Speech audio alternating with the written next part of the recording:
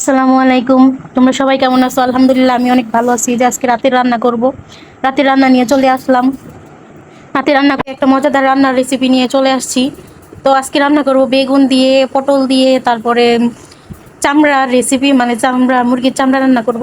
তো মুরগির চামড়া রান্না করার জন্য এখানে আমি বেগুন কেটে নিতেছি, যেটা দিলে অনেক মজা লাগে। বেগুন যদি না দেন তাহলে একদমই জমবে না, এখানে বেগুন দিতেই হবে। তো আমি এখানে বেগুন কেটে নিতেছিলাম, সবগুলা তরকারি কেটে নিতেছিলাম। কেটে নেওয়া হয়ে গেলে এখন আমি আলু দিয়ে দিব। আলু দিতে হবে, কিন্তু এখানে পোকা ছিল, তো এগুলো সব সুন্দর করে কেটে নিচ্ছিলাম পোকা সোকা দেখে।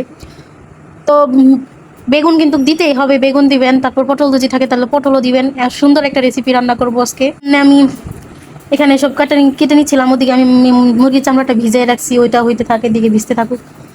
তো আজকে মুরগির চামড়া রান্না করবো। এগুলা নাকি খায় না, এমন মজা করে রান্না করে দিব, তাহলে ওরা আবার খাবে না তো দূরের কথা, সে হাত চেটে পুটে খাবে। কারণ এরকম ভাবে মজাদার করে রান্না করবো। এখানে আমি কাঁঠাল বিচিও দিয়ে দিব। এই যে এখানে কাঁঠাল বিচি দিয়ে দিতেছিলাম। প্রথমে কাঁঠাল বিচিগুলো সুন্দর করে ছিলে নিচ্ছিলাম, কাঁঠাল বিচি দিলে আরো মজা হবে। তো এখানে আমি তরকারিগুলো কেটে নিচ্ছিলাম। এখানে বাটাবাটির পালা করছি, বাটাবাটি করে রেখে দিছি। তো এখানে কড়াই বসাই দিলাম। ওই যে মুরগির চামড়া, পা, তারপরে না কেন পাটা দিয়ে, তারপরে সব পাখনা সাকনা সব দিয়ে আমি এখানে করতেছিলাম। সুন্দর করে রান্না করব। এরকম ভাবে রান্না করলে মজাই লাগে। চামড়াটা সুন্দর করে ধুয়ে টুয়ে রাখা দিছি। তো এখানে আমি এখন তেল দিয়ে দিব। তেল দিয়ে সুন্দর করে আমি মশলাটা কষায় নিতেছিলাম। এই যে মশলাটা কষায় নিতেছিলাম, একটু পানি দিয়ে দিব। সুন্দর করে কষায় নিয়ে দিতে হবে। যেমন করে সুন্দর করে কষাইলে আপনার তরকারিটা মজা হবে, খেতেও কিন্তু অনেক মজা হবে। তো এখানে তরকারিটা কষানো শেষ। যে তরকারি মিশাতে মিশাতে দেখেন কতটা সুন্দর কালার আসছে, তখন আমি দিয়ে দিব ওই যে চামড়াগুলা, পা, তারপরে সব দিয়ে দিতেছি। দিয়ে এখানে সুন্দর করে কষায় নিতে হবে। কষানির মধ্যে কিন্তু তরকারির মজা। তো দেখুন কত সুন্দর কালার আসছে, আর তেলটা উপরে ভেসে আসছে।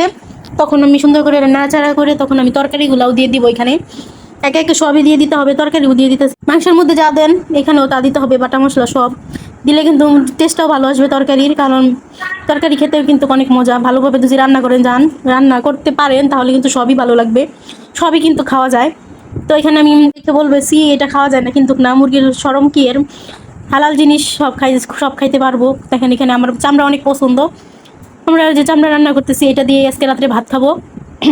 তো এখানে তরকারিটা ঢাকা দিয়ে দিলাম। ঢাকা দিয়ে এখন আমি সুন্দর করে, দেখেন কত সুন্দর কালার আসছে। যে তেলগুলো উপরে ভেসে আসছে, তখন আমি সুন্দর একটা কালার আপনি পাবেন। ঘ্রাণটাও সেই সুন্দর আসছিল, মানে ঘ্রাণটা আমার খুব ভালো লাগতেছিল। মনে হয় না তরকারিটা খেতে অনেক সেই স্বাদ হবে। এই যে দেখেন তরকারির কালারটা কত সুন্দর। ঝুলের পানি দিয়ে দিয়েছি, ঝুলের পানিও দিয়ে দিচ্ছি। এদিকে আমি এই যে সুন্দর করে ঢাকা দিয়ে দিলাম। ঢাকা দিয়ে এখন আমি তরকারিটা নাড়াচাড়া দিতে, ঢাকনাগুলো দেখে জিরার গুঁড়ো দিয়ে দিলাম। এটাই স্কিপ করা যাবে না, এটাই দিতে হবে। ভাজার জিরার গুঁড়ো যদি না দিতে পারেন তাহলে তরকারির টেস্টটা একদমই ভালো আসবে না। তো দেখেন আমি দেখতেছিলাম সবগুলো সিদ্ধ হয়েছে নাকি, একদম পারফেক্ট সিদ্ধ হয়ে গেছে। তো এখন আমার মেয়ে বলতেছে, আম্মু আমারে ভাত দাও, আমার খিদা লাগছে। তো আল্লাহ হাফেজ, সবাই ভালো থাকুন।